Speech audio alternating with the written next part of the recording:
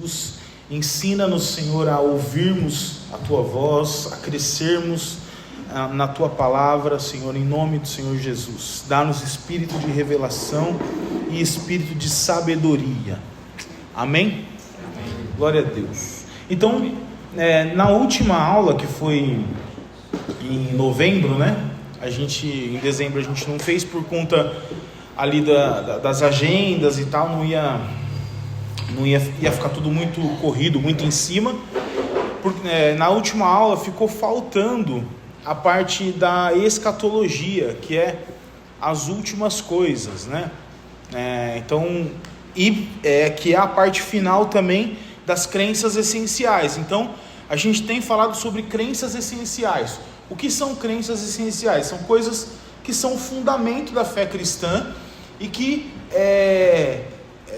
não é possível ser cristão sem crer nessas coisas, né? Então, crer na Trindade, não é possível ser cristão sem crer que Jesus irá voltar, que a salvação é pela graça, né? Sem crer na igreja, né? Não que a igreja é uma autoridade máxima, mas que a igreja é um plano e um projeto de Deus, né? Não dá para ser cristão sem crer no Espírito Santo, sem crer que as Escrituras elas têm autoridade e elas são a maior autoridade. Então, crenças essenciais é esse alicerce da fé cristã em que nós não podemos abrir mão, né? Que não é secundário. Inclusive nós falamos que existem coisas que são secundárias, inclusive dentro das crenças essenciais, que não nos dividem. Então, por exemplo, só recapitulando aqui, quem lembra? Nós cremos que Deus criou os céus e que criou a terra, mas existem pessoas que crêem que foi uma declaração e uma criação instantânea. Tem gente que crê que Deus foi criando no decorrer dos anos. Então, assim, o fato é que Deus criou. Então, não crer que Deus criou é um erro de fundamento. Agora, como, né? A Bíblia ela dá alguns meios de você crer em coisas secundárias que não nos divide. E esse também está relacionado com as últimas coisas, que é a escatologia. Então, na nossa leitura aqui do que nós cremos, né, sobre as últimas coisas, vai ficar muito claro que nós não batemos o martelo, né? É isso ou é aquilo, né? A igreja vai passar ou não vai passar pela grande tribulação? Por quê? O que vale, o que nós queremos é que nós precisamos crer é que Ele virá e ter um coração que espera Ele. Amém? O senhor pode ouvir? Posso. Uso de música. Eu vou pegar outro. Estamos na página 10. As últimas coisas. Afirmamos nossa fé convicta na volta pessoal, visível e gloriosa do Senhor Jesus Cristo à Terra, né? Esta é a bendita esperança da igreja, um evento que aguardamos com profundo amor pela sua vinda e ardente expectativa. Nós não sabemos quando Jesus voltará, pois o dia e a hora pertencem exclusivamente a Deus Pai, mas sabemos com absoluta certeza que Ele virá novamente, conforme sua promessa infalível. Cremos na ressurreição corporal de todos os seres humanos. Os justos ressuscitarão para a glória e a vida eterna, e os injustos, aqueles que rejeitaram a Cristo, ressuscitarão para o juízo e condenação. Cremos no estabelecimento final e eterno do reino de Deus, com a criação de novos céus e nova terra, onde habitará a justiça e onde os redimidos desfrutarão de perfeita comunhão com Deus e uns com os outros, livres do pecado, do sofrimento e da morte, para todo sempre. Cremos também na realidade solene do inferno como destino final dos ímpios. Enquanto esperamos e aguardamos ardentemente por esse dia glorioso, somos chamados a viver de maneira sóbria, vigilante, justa e piedosa neste mundo presente. Nossa esperança na volta de Cristo nos motiva a buscar a santidade, a amar uns aos outros, a proclamar o Evangelho a todas as pessoas e a servir diligentemente no reino de Deus, apressando nossas vidas à manifestação final da sua glória.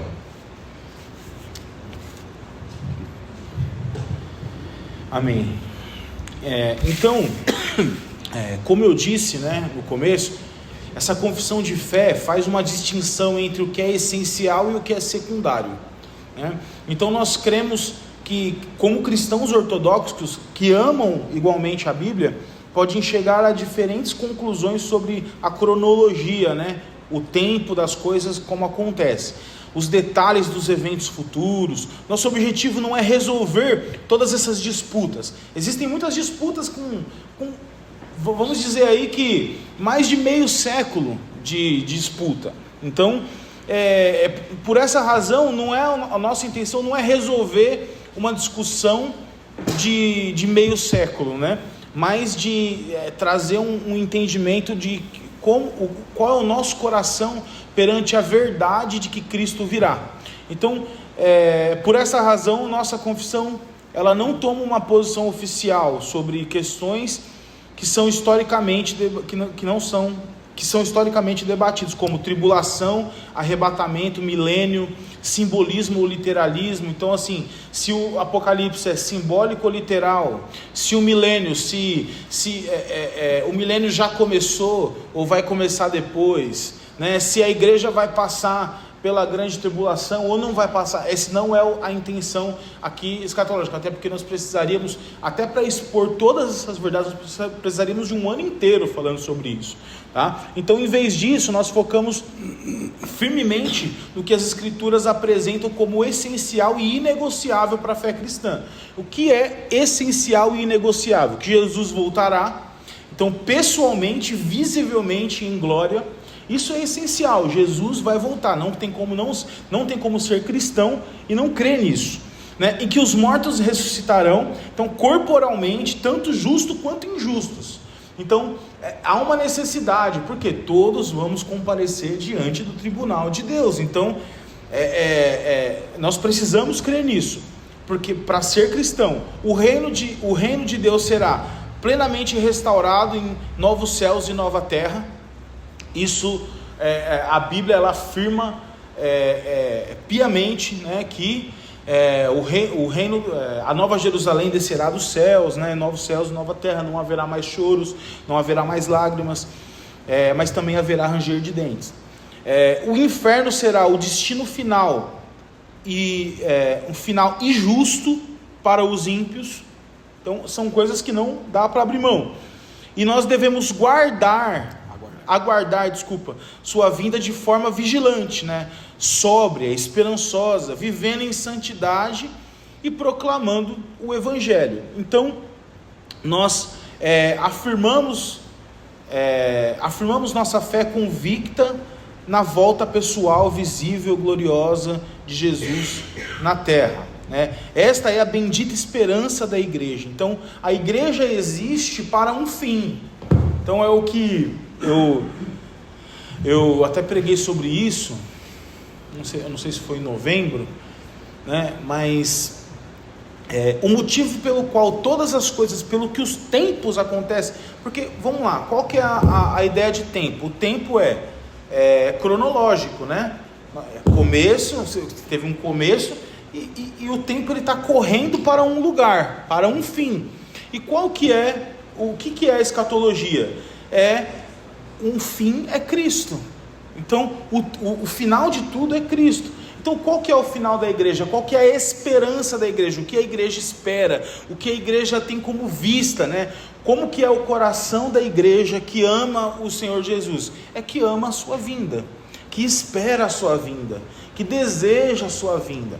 Aí existem outras ramificações, né? Por exemplo, a maneira como você crê no final, né? Se você crê, se vai subir, se vai descer, se as pessoas vão subir, ou se o céu vai descer, né? Não tem aquela, tem até uma música do Padre Marcelo Rossi, não sei se a igreja subiu ou se o céu desceu. Isso vai interferir depois, né, secundariamente, ele vai interferir em como nós vivemos muitas vezes, né? Porque a maneira como nós enxergamos, né, o propósito final de todas as coisas, ele sempre vai definir o modelo de vida que nós vivemos. Então, por isso que é importante que a igreja ame a vinda do Senhor, a segunda vinda do Senhor, porque ela é real, pessoal, visível, né? O próprio Jesus, no seu sermão escatológico, Jesus pregou um sermão sobre o fim dos tempos. Está lá em Mateus 24, se você quiser visitar e dar uma lida lá, leia. Ele fala assim, olha, se disserem assim, olha, o Filho do Homem está no deserto, né? E Filho do Homem, ele tá usando o termo que é usado pelo profeta Daniel. E o profeta Daniel é o texto profético que mais fala sobre o fim dos tempos. E aí Jesus usa o profeta Daniel para falar sobre o seu próprio retorno. E ele fala assim, olha, se falarem que o Filho do Homem está no deserto, está aqui, não acreditem, porque quando o Filho do Homem vier, será como um relâmpago que brilha no leste e resplandece no oeste. Ou seja, todo olho vai ver, ninguém vai deixar de ver a sua glória. Então ela é visível, não vai ser escondida, né? Quando perguntam sobre quando, ele fala, não compete a nós, nem eu sei, né? Mas o fato é que há uma ordem que nós esperemos. Pode fazer uma pergunta pessoal. Não, até acabou a bateria. Vocês sentem os sinais de que nós estamos caminhando para um desfecho da história, né? As coisas acontecem tão rápidas nesse mundo,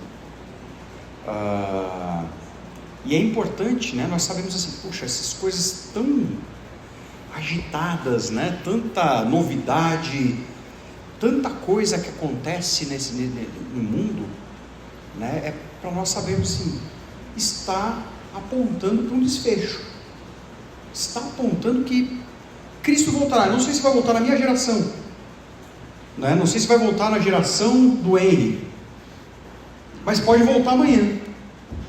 Então nós temos que viver com essa expectativa, né? Se não voltar na minha geração, eu vou fazer um monte de pergunta para Jesus, né? Vou ter um monte de pergunta para depois o que aconteceu, né? Nós estamos vendo a história é muito, tanto a mundial, né? Quanto a história do nosso país, quanto tanta coisa tem acontecido, mas em todas elas eu vejo assim, há uma convergência. Eu não sei até quando vai isso, não sei, né? Tecnologias, guerras, né? Povos contra povos, pessoas, né? E até algumas coisas me chamam a atenção nesse fim dos tempos, né? A Bíblia fala que o anticristo vai ser um cara com palavras arrogantes. Tem aparecido uns líderes aí com umas palavras arrogantes, né? E a Bíblia diz que todo mundo vai se curvar diante dele e falar assim, não, o cara é o cara, quem pode ir contra ele? Essa é a visão da besta. Eu não estou aqui para... aí que entra, né, essa questão do quando vai ser. Isso a gente não sabe. Se alguém disser para você que vai ser semana que vem, ou não, vai ser em 2030, vai ser em 2029, não acredite, tá? Porque vai vir mesmo como um ladrão, a gente não vai saber. Agora, tem essas questões. Vai ser tipo Deixados para Trás, né? Quem assistiu o filme aqui Deixados para Trás? É um bom filme, só que teologicamente dizem que não está muito correto, e eu fiquei marcado com esse negócio aí. Então, tá bom, eu entendo o que o pessoal fala e tudo mais, mas para mim é uma coisa tipo assim, Entendo que talvez a gente passe por alguma tribulação, e as tribulações nós passamos, a igreja passa por tribulação, né? Muitas vezes, o tempo todo. Então, mas no nosso coração, o que é importante, que o Murilo está falando assim, tem coisas que a gente pode se apegar, a gente deve se apegar. Jesus vai voltar, né? O sangue de Jesus é o passaporte que eu tenho para ser salvo, por causa do sacrifício dele, né? Eu sei, é por isso que é importante nós pregarmos para as outras pessoas que o inferno é uma realidade. Não estou aqui para julgar quem é que vai para o céu, quem é que vai para o inferno, mas nós devemos dizer: receba Jesus no seu coração, porque é importante. O fim das coisas é essa, né? O que mais que você falou? E aí algumas coisas são: ele vai vir e vai governar aqui a terra, e esqueça essa história de democracia, tá? Quando Jesus vier, não tem democracia, plebiscito, teocracia. É ele que vai mandar e pronto. E assim, e vai ser bom. É o único ditador, né, bom. Se você se apega muito à democracia, não, a democracia é bom. É péssimo. Como diz, é um péssimo modo de se governar, mas é melhor que todos os outros tentados, né? Então a gente gosta de democracia, deve ser pela democracia, né? Mas quando Jesus vier, porque ele está acima disso. Então são essas coisas que a gente se apega. Agora, como vai ser, né? Algumas dúvidas. Eu sei que meu pé de latão reluzente já vai acontecer, meus olhos de como chamas de fogo, né? O cabelo branco como a neve já está começando a ficar, né? A voz de muitas águas, Deus vai me dar essa voz de muitas águas em nome de Jesus. É assim que nós vamos ser. Porém, como vai acontecer tudo isso? Não, tem coisa que não está na Bíblia, né? Tem coisa que tem fragmentos, né? Deus deixou em alguns casos como fragmentos. Como vai acontecer, né? Ele deixou só como fragmentos, e a gente deve ter essa santa expectativa, como a gente falou aqui. Meu coração deve estar ardendo. Puxa, Jesus, o Senhor poderia voltar amanhã, né? Ao mesmo tempo deixa eu trabalhar diligentemente, porque eu conheço várias pessoas que eu deveria estar abraçando mais. Jesus pode alcançá-las para a glória de Deus. Então, essa expectativa que deve estar no nosso coração. Eu estava lembrando aqui na biografia do Watchman Nee. O Watchman Nee foi um chinês que teologicamente assim não é muito legal, assim, a estrutura de ensino dele não é muito boa, mas ele fez muito pela China, fez muita coisa, assim, um ministro muito excelente, assim. E na biografia dele, ele fala que ele foi discipulado por uma mulher que foi esquecida pela igreja metodista, uma missionária que foi enviada para a China e foi esquecida lá, cortaram o salário, deixaram ela lá na China sem nem ter como voltar. E aí ela tinha um trabalho com adolescentes, crianças e adolescentes ali, né? E ela fazia inclusive isso na rua, para não soar negativo, porque tinha muitos meninos, né? E aí ela sempre ensinava andando na rua, assim, bem um modelo de Jesus, de discipulado assim mesmo, sabe? E algo que ela sempre falava, talvez quando nós cruzarmos aquela próxima esquina, pode ser que ele esteja ali. Então, ela depositou no coração daqueles meninos, né, um olhar de que nós podemos encontrar com ele a qualquer momento, né? E é o que eu já falei outras vezes, nós vamos estar vivendo a nossa vida, trabalhando, estudando, sendo família, cuidando dos nossos afazeres, e um dia nós vamos dar de frente com Cristo, né? Um dia pode ser que seja, né, na nossa geração, ou pode ser que as gerações, ou vai ser nas gerações futuras, né? Mas quando eu falo nós, eu falo a humanidade, né? Então assim, um dia vai acontecer de a humanidade está vivendo, né? Vivendo seus próprios anseios, seus próprios planos e projetos, e dar de frente com Cristo, né? Então, Por quê? Porque esse é o fim pelo qual todas as coisas estão convergindo, e é esse coração que a gente precisa desenvolver referente ao cristianismo, à igreja, né, à fé, ao modelo de vida que a gente vive publicamente e comunitariamente dentro da igreja. Então, todos, e uma coisa muito, que é uma coisa que precisamos dar ênfase todos ressuscitarão, mas não para o mesmo destino. Então, a glória dos céus, elas são para os justos, salvos pela fé. Não é uma nuvem flutuante, né? São novos céus e nova terra. É este mundo lavado do pecado, refeito em perfeição. É onde desfrutaremos da perfeita comunhão com Deus, livres do pecado, do sofrimento, da morte, para todo sempre. É o nosso verdadeiro lar, é o fim último, né? É onde não haverá mais choro, não haverá mais lágrimas.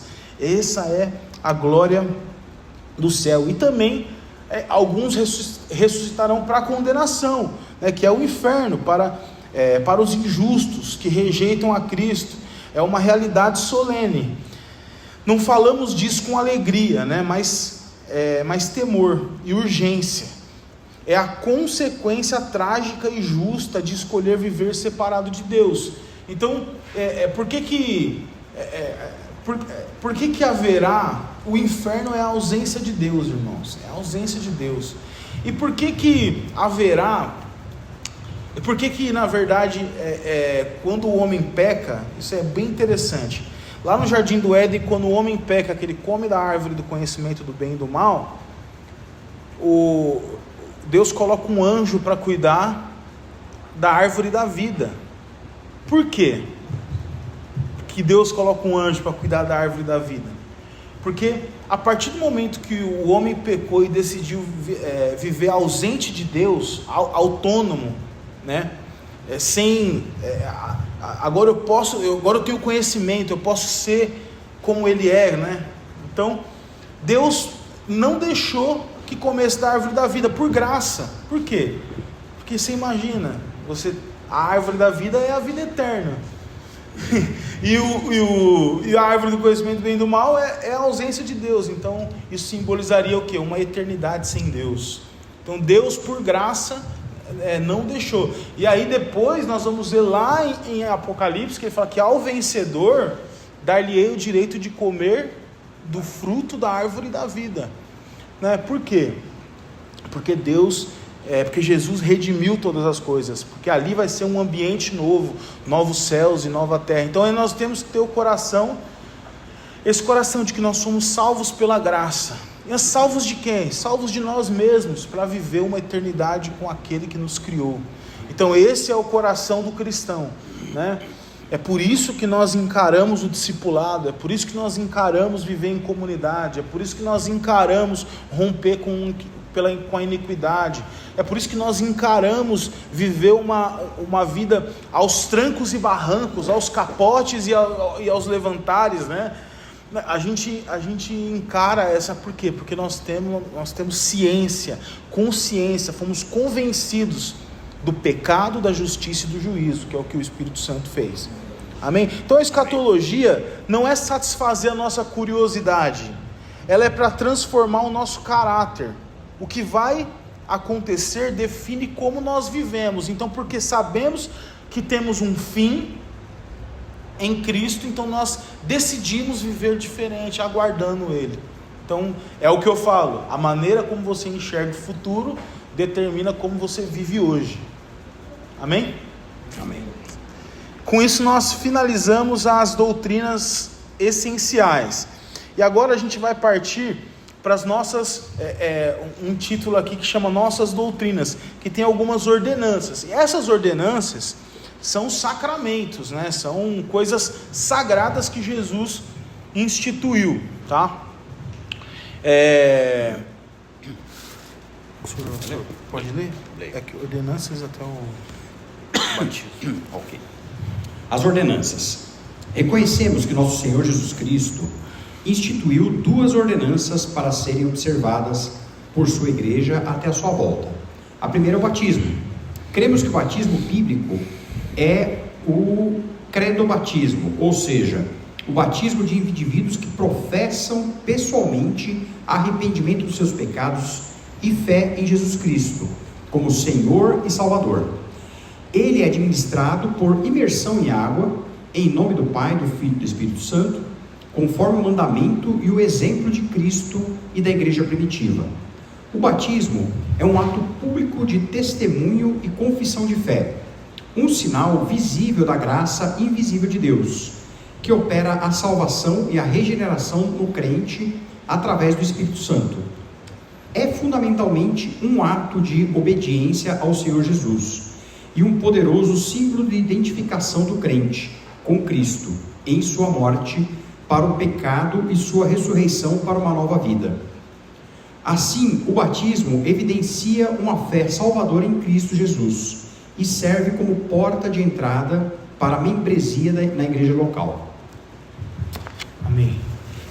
Então, nós reconhecemos que o Senhor Jesus Cristo, como cabeça da igreja, instituiu ordenanças que não são opcionais e nem meramente simbólicas no sentido superficial, mas meios dados por ele para formar, instruir e edificar o seu povo até a sua volta. Ao tratarmos do batismo e da ceia, que na sequência nós vamos falar da ceia também, nós lidamos com práticas que moldam a nossa identidade, nossa fé e a nossa comunhão. Então, eu gosto muito dessa definição de discipulado, né? O que é um discipulado? O que é um discípulo? Na minha opinião, talvez você possa ter diferente, né? Outras pessoas possam ter diferente, mas eu acredito que ser discípulo é aderir um padrão de reconstrução interior a partir do ensino de alguém. Isso para mim é ser discípulo. Então eu pego, né, um padrão de ensino que molda-me interiormente, né, e isso consequentemente vai externar coisas, né, coisas positivas, né? Então o batismo e a ceia, eles são sacramentos, né? São atos sagrados de um discípulo. Então faz parte do cristão. O cristão, ele precisa passar pelo batismo e revisitar as verdades do batismo sempre, né? Sempre revisitar as verdades do batismo, porque a gente cai num ciclo de viver um cristianismo meramente mecânico, ritualista sem intencionalidade, né? Porque ritualista nós temos o nosso ritual, a nossa liturgia, o meio como nós fazemos culto, sem intencionalidade, e isso é um problema, né? Então, o batismo como resposta consciente ao Evangelho. Então nós cremos, né, como nós lemos no credo do batismo, nós cremos que o batismo bíblico é o credo batismo. O que é isso? Qual que é a diferença, né?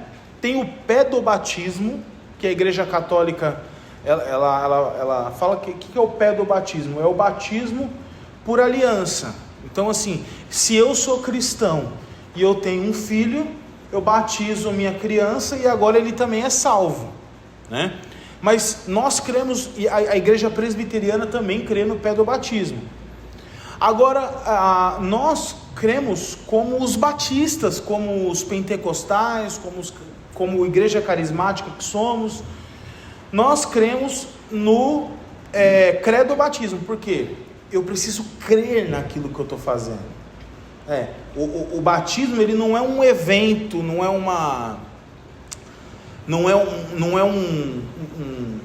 um banho de piscina. O batismo, ele é uma confissão pública de algo que aconteceu dentro de mim. É como o casamento, né? Quando a gente casa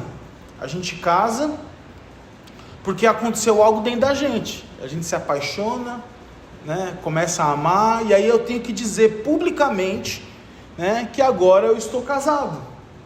Então o batismo é isso. É um ato público, né, de você entrar nas águas dizendo que você nasceu de novo, que você agora crê que Jesus Cristo é o seu único suficiente Salvador. É a morte do velho homem e o novo nascimento do novo homem. Então é por isso que a gente precisa revisitar essas verdades, né? Então, administrando aqueles que cremos no credo do batismo, administrado àqueles que professam pessoalmente o arrependimento e a fé em Jesus Cristo. Não se trata de um rito automático, né? Não é banho de piscina, né? Mas de uma resposta consciente à graça de Deus já recebida. Então, conscientemente, por isso nós temos que é o credo do batismo. Eu tenho consciência de que eu sou pecador, de que o meu destino é o inferno e que eu preciso de Jesus para ser salvo. Eu não tenho como ser salvo sozinho, então eu agora faço parte. Eu sou batizado na Trindade. Eu gosto desse termo, porque nós batizamos em nome do Pai, do Filho e do Espírito Santo. Agora eu sou batizado, eu estou imerso na Trindade. Agora eu faço parte de um corpo muito maior, né? O batismo quer dizer que você entrou para um corpo muito maior, que morreu para o mundo e que está vivendo uma sombra da nova criação. É isso. Então, por isso, você percebe como é muito importante a gente revisitar as verdades do batismo diariamente, né? Diariamente eu acho que estou sendo um pouco... Tempo e tempo. Mas sempre que possível, né? É sempre bom lembrar que nós somos um novo homem, uma nova mulher. É sempre bom lembrar que nós nascemos de novo. A gente precisa disso, né? Então, pode falar, pastor. Tem algumas coisas não nos... Por exemplo, a gente acredita que o ideal é o batismo por imersão. Então a gente tem uma piscina aqui, né? Sim, a gente faz o batismo por imersão. Porém, tem situações que não... Por exemplo, nós tivemos um caso aqui, a pessoa estava em leito de morte e queria se batizar, né? E aí não dava para montar uma piscina e colocar ele dentro da piscina.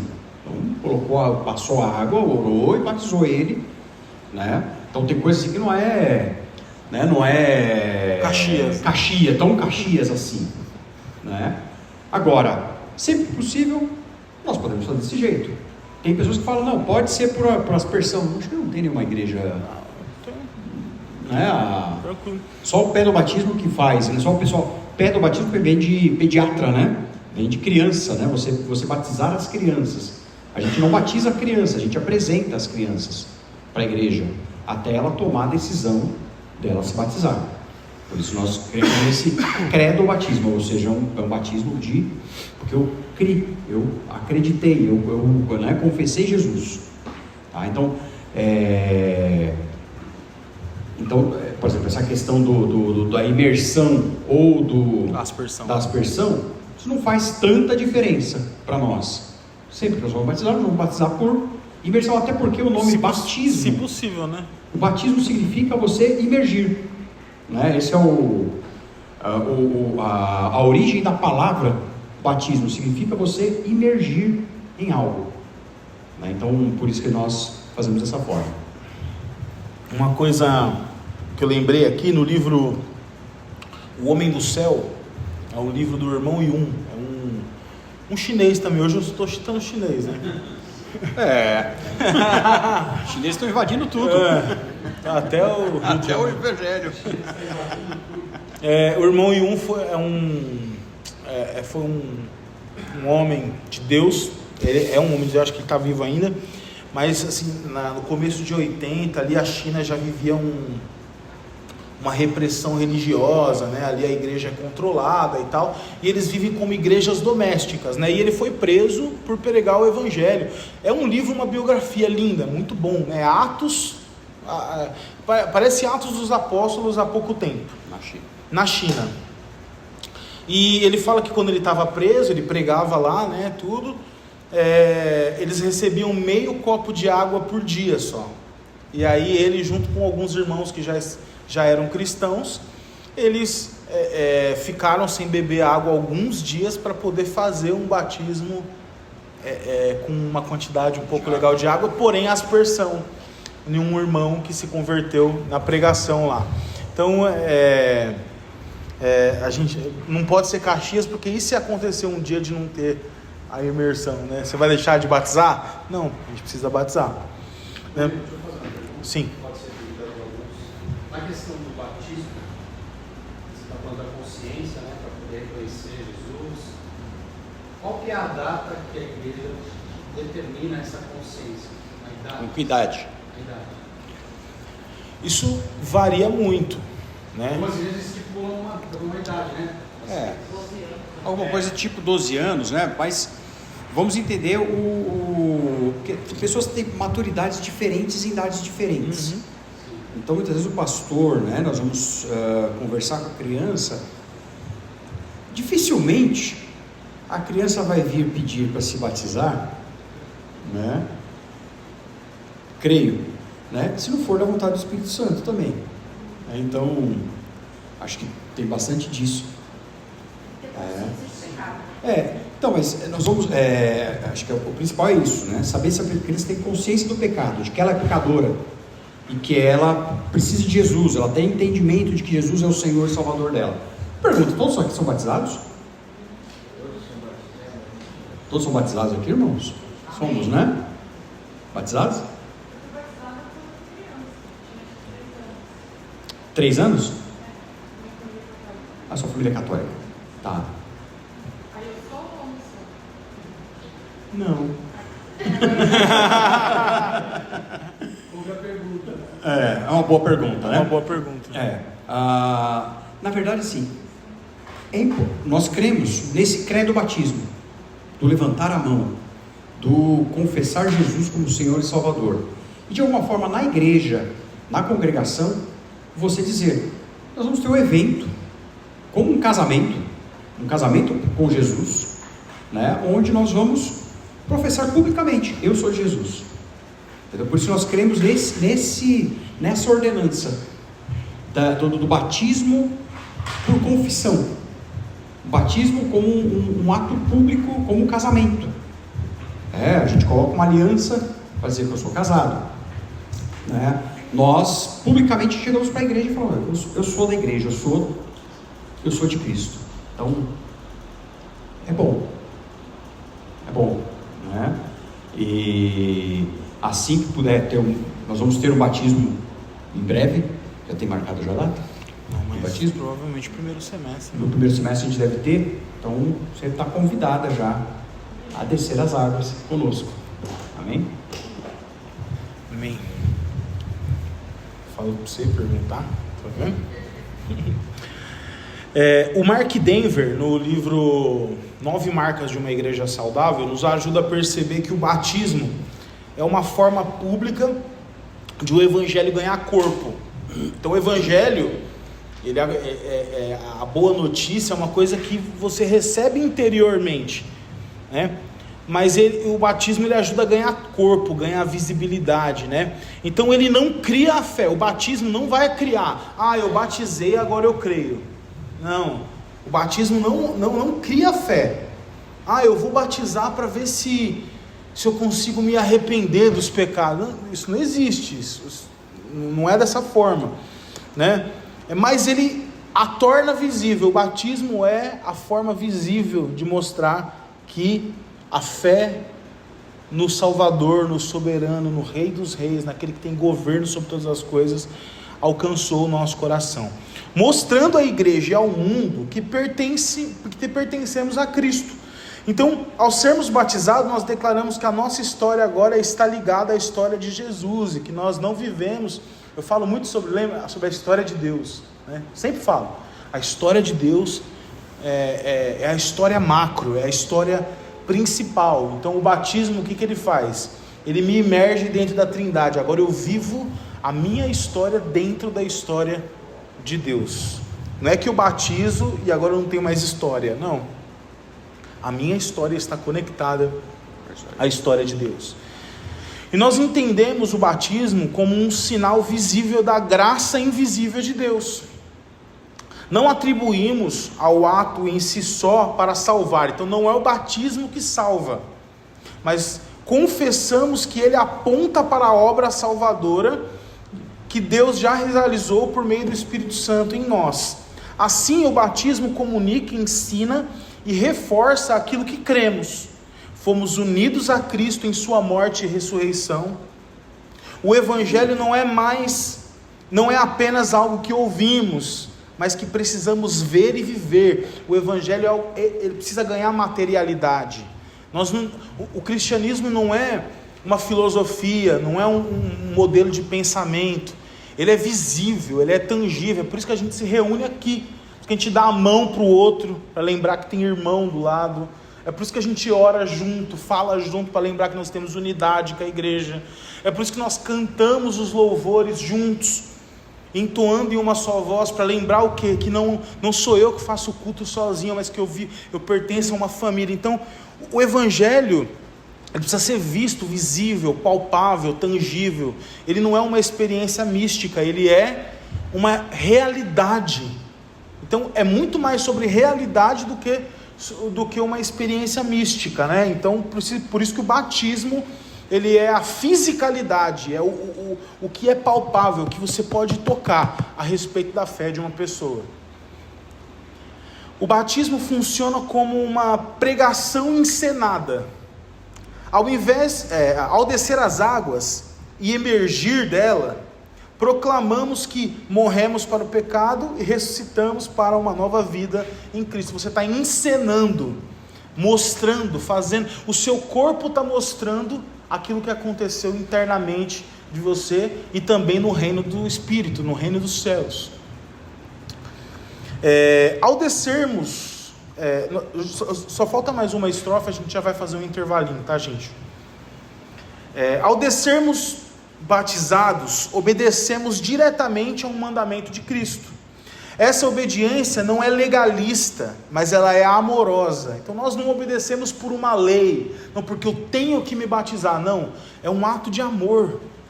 Cara, eu tive um encontro com Jesus e Jesus me mostrou que eu sou pecador.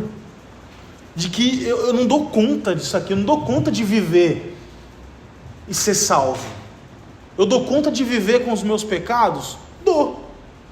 Mas aí eu não tenho a salvação, então eu preciso de um salvador, eu preciso de alguém que fez alguma coisa que eu jamais conseguiria fazer para ser salvo. Então, não é legalista, ela é um ato de amor. Ela nasce do reconhecimento de quem Jesus é e do que Ele fez por nós. O batismo também marca a nossa entrada formal, isso é importante, na membresia da igreja local, deixando claro que a fé cristã nunca é vivida de forma isolada. Então, não é que assim, eu pertencia, sei lá, eu era da igreja X ali, e eu vim para cá e eu vou te batizar. Não, você batizou com consciência, então a gente... Agora, se lá na outra igreja, né, nós temos, por exemplo, né, eu vou citar aqui, a Igreja Universal. A Igreja Universal, se você chegar lá, ela vai te batizar de novo. Ela vai falar que não vale o seu batismo, que você não nasceu de novo, que você precisa batizar lá. Ela vai te batizar de novo. Então nós cremos que o quê? Inconscientemente ou conscientemente, aquela igreja, aquela instituição acredita que a salvação não está em Cristo, mas está na igreja. Então não é uma igreja, é uma seita, porque a salvação está em Cristo, não na igreja.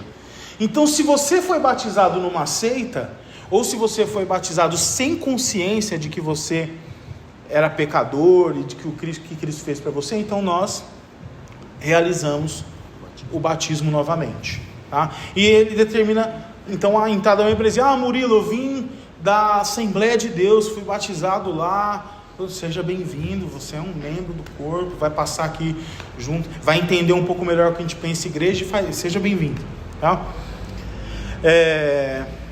Aqui aprendemos que a igreja local é o contexto dado por Deus para o discipulado.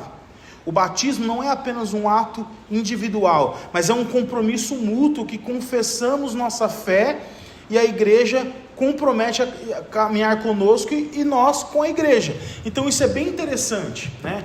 Vamos supor, quando você ainda não nasceu de novo, aí você começa a ir numa igreja, aí você entende que você é salvo pela graça, mediante a fé, que é pecador. O batismo, além de te batizar na Trindade, ele também mostra um compromisso da igreja com você e de você com a igreja, entende? Isso não quer dizer que você precisa ficar a vida inteira aqui, não, nós não pensamos assim, não existe só nós, mas ele também revela um compromisso de membro. Eu faço parte dessa igreja local, eu estou junto com eles nessa caminhada de discipulado, de crescimento mútuo, né? Amém? Amém. Vamos fazer um intervalinho? 2 minutos?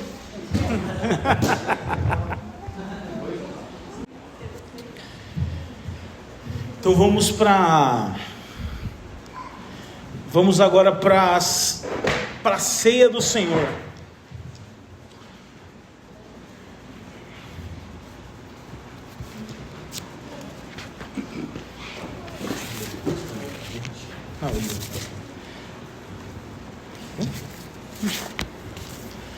Mais um pedacinho da outra parte.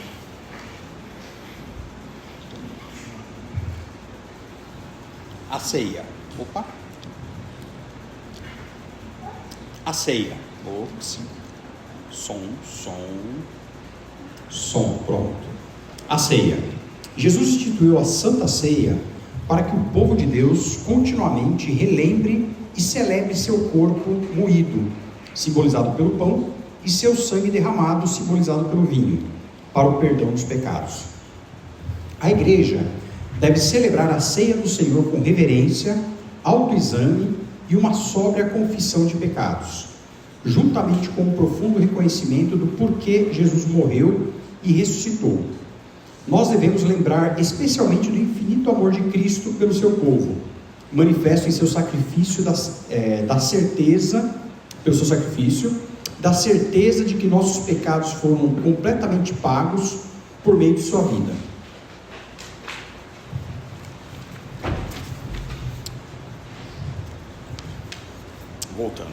Voltando, né? Da certeza de que nossos pecados foram completamente pagos por meio de sua vida e morte e ressurreição, e da verdade que somente Ele nos oferece uma nova vida nele. Por essa razão, cremos que a ceia do Senhor deve ser observada apenas pelos cristãos, aqueles que nasceram de novo, foram batizados mediante profissão de fé e estão vivendo em comunhão sincera com Deus e sua igreja, discernindo o corpo do Senhor.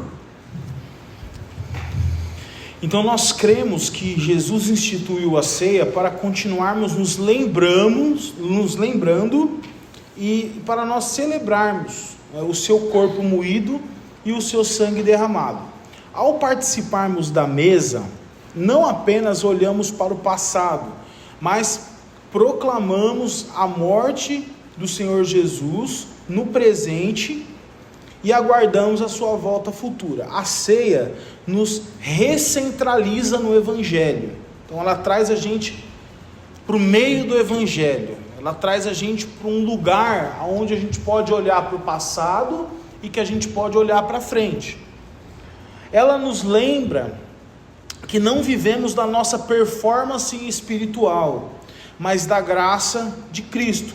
Toda vez que comemos do pão e bebemos do cálice, somos lembrados de que a nossa aceitação diante de Deus, foi comprada e não conquistada. Então, uma coisa muito interessante: o que é a ceia para nós? A ceia, ela é um mandamento que desperta consciência, memória e esperança.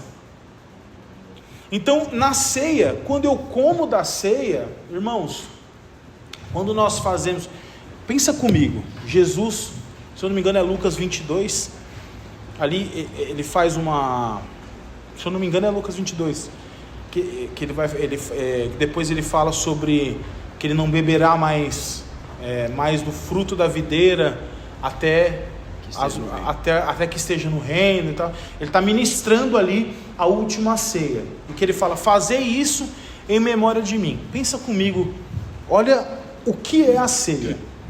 A ceia, ela é ministrada desde que a igreja é igreja, desde a igreja primitiva.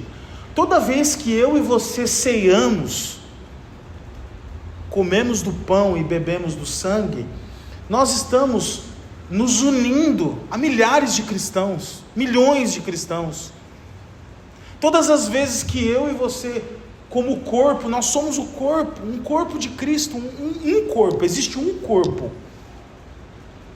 Esse corpo não é a igreja, a família Nova Aliança. É um corpo universal, católico. Nós falamos disso, né? Da catolicidade, da universalidade das coisas. Então, ou seja, a igreja é universal, ela não é a do Edir Macedo, né? E também não é a católica romana, mas é a igreja, a união de todos os crentes que foram salvos pela graça mediante a fé. Quando nós batizamos, nós estamos sentando numa mesa junto com eles. Nós estamos com o corpo, lembrando de que um dia Jesus verteu o sangue dele, que o corpo dele foi moído para a nossa salvação. Então a ceia, ela é o alimento do peregrino. Nós comemos a ceia, comemos do pão e bebemos do suco ali, do vinho, para despertar o quê? A memória, e para despertar também imaginação, lembrar, trazer esperança, imaginação, memória, lembrar de que nós somos salvos e que um dia nós sentaremos numa mesa muito maior do que essa que nós comemos hoje de manhã, muito maior. Um dia haverá, tudo acaba numa ceia. Pensa comigo, a história do homem começa com o homem comendo algo que não deveria comer, mas ela termina com o homem comendo algo que deveria comer, que é as bodas do cordeiro. Então, comer é bom demais. Amém. Amém. Eu vou fazer dieta, estou brincando. Eu entendi o recado. Comer tem implicações, é verdade. Comer tem implicações, sabe? Quando nós comemos, nós metabolizamos a nossa comida, sabe? Quando nós comemos do fruto do suco, né? E do pão, tem até estava lendo esses dias. É engraçado que quando nós ceamos, o pão, ele é feito pelo trigo, e o trigo é obra de Deus, mas o pão não é obra de Deus, é obra do homem. O vinho, ou o suco, ele vem da uva, a uva é obra de Deus, mas o suco ou o vinho, ele é obra do homem. Então quando nós ceamos, nós estamos ingerindo e consagrando as nossas habilidades, aquilo que as nossas mãos podem fazer, junto com aquilo que Deus pode fazer. Nós estamos unindo a soberania de Deus e a nossa responsabilidade, colocando na mesa, ingerindo, metabolizando dentro da gente, despertando memória de que a minha vida e tudo aquilo que eu posso fazer pertence a alguém que verteu o seu sangue, que criou todas as coisas. Então comer, ceiar, irmãos, é um mandamento que não se deve deixar de ceiar, né? Nós ceiamos uma vez por mês, por tradição, por cultura. Nós ceiamos uma vez por mês. Não seria errado se nós ceássemos todos os domingos. Não é errado se você um dia na sua célula quiser fazer. Nós já fizemos lá. Hoje nós vamos fazer uma ceia na célula. Então, ceiar é importante, a comida do peregrino, é a comida escatológica, é a comida do futuro. Nós estamos lembrando que um dia nós vamos sentar numa mesa muito maior. Tem um aspecto que eu amo que está lá em 1 Coríntios 11, quando Paulo fala assim, quando vocês não discernem o corpo de Cristo, né, vocês ceiam de maneira errada. Isso faz com que alguns fiquem fracos, doentes e morrem, adormecem, né? Por quê? Porque não discerne o corpo de Cristo, né? Então muitas vezes assim, você fica anêmico, por quê? Porque você não consome ferro, certo? Pode ter outros motivos, claro, mas, né, tanto é que algumas mães colocavam a ferradura dentro da panela de pressão, né, no feijão, né? Alguns colocavam, né, você vai comer prego, né, ou colocava para comer beterraba, né, espinafre, são coisas que tem mais ferro, carne, né, que tem bastante ferro. Então, quando você é anêmico, a pessoa fica anêmica porque não ingere ferro. Pessoas não ficam fortes espiritualmente porque não estão se apropriando deste alimento celestial que é o corpo de Cristo. Então, discernir o corpo de Cristo é quando você está tomando a Santa Ceia, você fala assim: eu estou discernindo o corpo de Cristo. E também estou entendendo que é né, o corpo de Cristo. Jesus na terra, ele não sofreu doenças, ele tinha vitalidade, né? Então tudo isso nós, na hora da Santa Ceia, sempre lembrar: puxa, isso aqui é meu, como disse o Murilo, meu alimento do peregrino. Eu estou peregrinando sobre essa terra e eu vou tomar posse. Assim como quando eu como carne, eu vou ingerir ferro, né? Não vou ser anêmico. Quando eu como do corpo de Cristo, eu preciso saber, existem todos os nutrientes para que a minha fé seja firme, fortalecida, né? Para que eu tenha saúde espiritual, né? Para que eu tenha saúde corpórea, para que eu tenha uma longevidade. Então, quando nós comemos, nós absorvemos esses nutrientes que nos faz ter força, saúde e longevidade, né? Vida, para a glória de Deus. Então, também discernir o corpo de Cristo te traz essa visão de que você come, né, para ficar forte espiritualmente na presença de Deus. Algo muito interessante também, por exemplo, Jesus ele institui ali a ceia e também ministra a última ceia num evento ali da Páscoa dos judeus, que era ali o Peshat, né? Que eles lembravam, ó como a ceia ela é para despertar imaginação, memória e entendimento. Eles lembravam o quê? De quando o povo dos israelitas foram salvos no Egito. E lá no Egito, quando Deus salva eles, qual que é a ordem? Que eles comam do cordeiro, né? Que eles comam, passe o sangue nos umbrais da porta e que comam do cordeiro. E aí o anjo da morte não ia afetar o primogênito lá de cada família. Então, você percebe como o ato da ceia, né? Porque a ceia do judeu ela é diferente da nossa, né? Eles comem o cordeiro, eles comem lá as ervas amargas, os pães sem fermento. Existe todo um aparato religioso muito maior. Jesus partiu, simplificou, né? Pegou: esse é meu sangue, esse aqui é o meu corpo, comei, bebei, em memória de mim, fazer isso até que eu venha. Jesus, mas então, por isso que nós fazemos esse modelo. Mas você percebe como comer, a ceia, ela sempre está vinculada também com o momento da salvação, né? Que foi a Páscoa dos judeus, o Peshat, né? Que é o passar por cima, né? Em inglês, inclusive, é traduzido literalmente do judeu para o inglês como Passover, né? Que é passar por cima, tá certo? Certo. Beleza. Então a ceia exige reverência, autoexame e confissão sincera. Não nos aproximamos da mesa de forma leviana. Nós não fazemos de qualquer forma. De forma leviana, vou fazer de qualquer... Vou lá porque tem a ceia.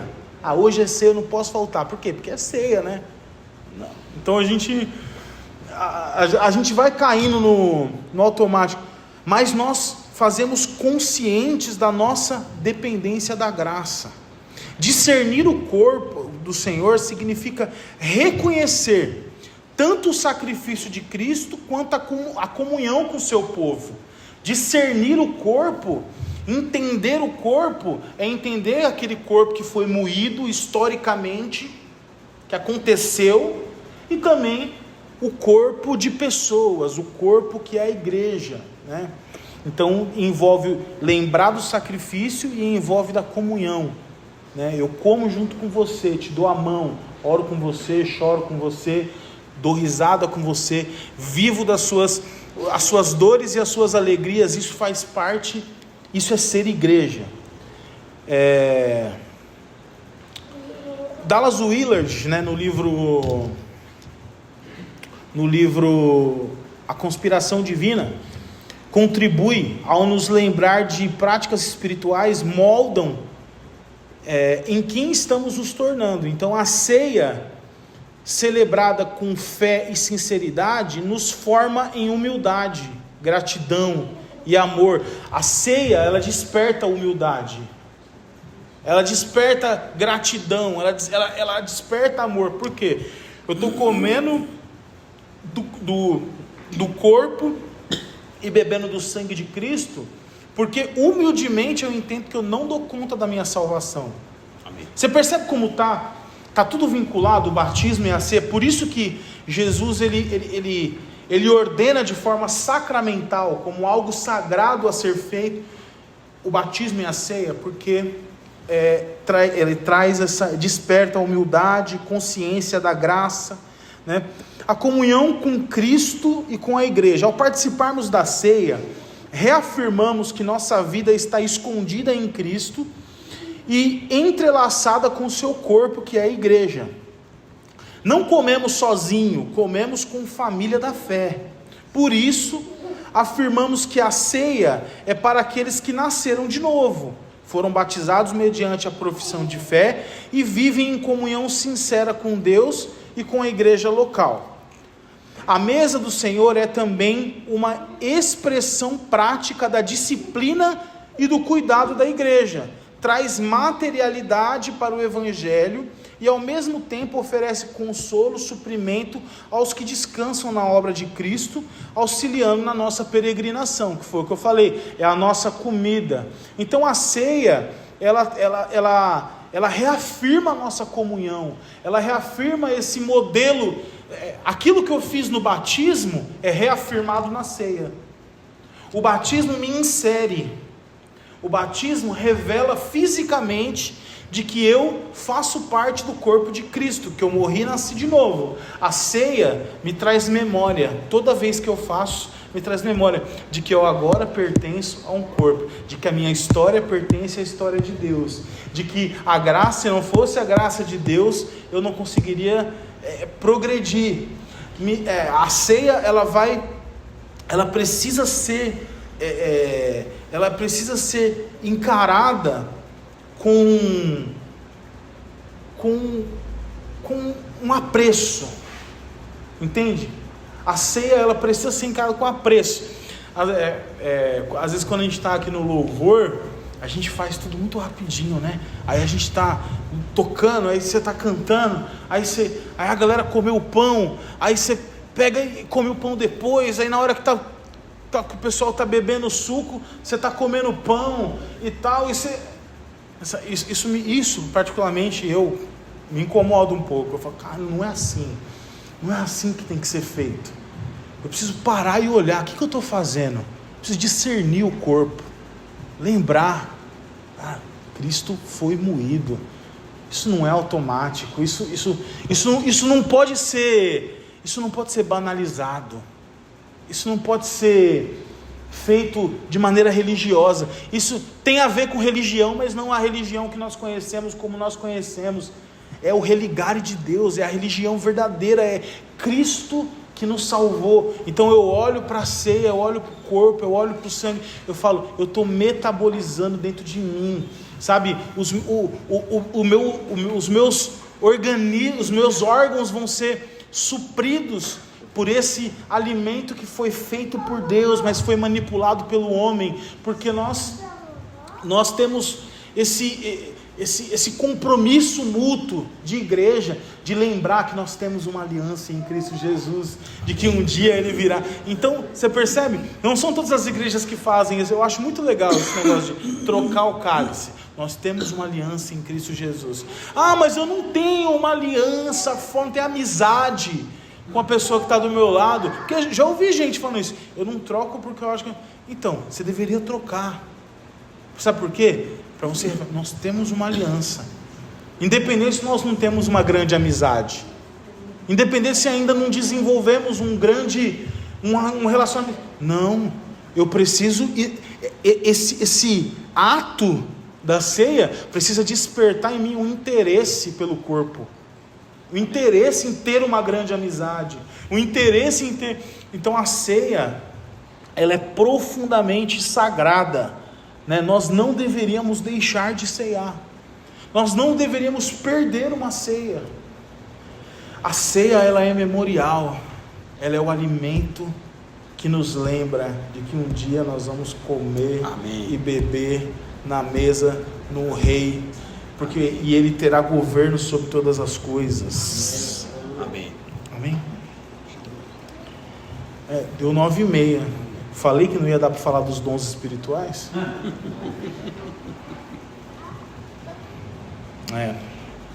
Bastante. Não vai dar não. Ele não vai não. Vai não. Vai não. Vai ficar para a próxima. Vai ficar para a próxima. Alguém tem alguma colocação, alguma...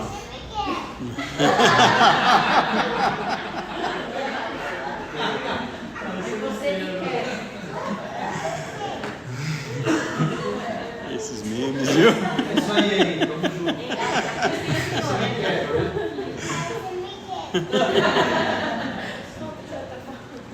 Alguém tem alguma colocação, alguma pergunta, alguma observação?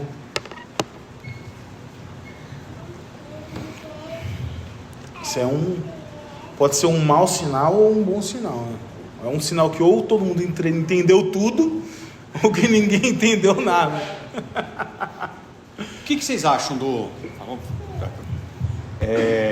Glória a Deus. Amém, amém, amém. Estimular a comunhão, né, pastor? Estimular a comunhão, né? Tem coisas que a ação precede a emoção, né? Então, por exemplo, tem coisas que as nossas ações levam as nossas emoções a se alinhar. Por exemplo, está todo mundo aqui quieto, sério. De repente fala para você, só faz esse movimento aqui com os lábios, ó.